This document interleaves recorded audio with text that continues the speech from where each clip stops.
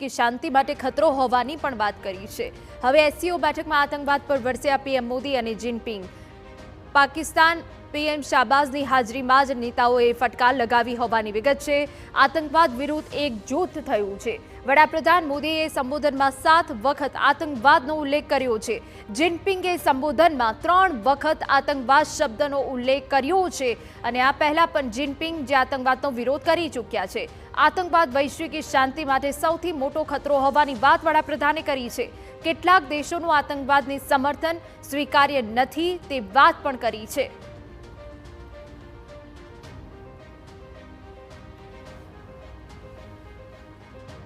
તો regional anti terrorist structure પણ જરૂરી હોવાની વાત કરી છે। સદભાવના અને સહયોગથી જ દુનિયા ચાલશે। સંબોધનમાં વડાપ્રધાને આ વાત મૂકી છે। એસસીઓ આતંકવાદ અલગતાવાદ અને ઉગ્રવાદની વિરોધમાં હોવાની વાત પણ જિનપિંગ દ્વારા કરવામાં આવી છે। જિનપિંગે આતંકવાદ વિરોધી દળ બનાવવાની રજૂઆત પણ કરી છે।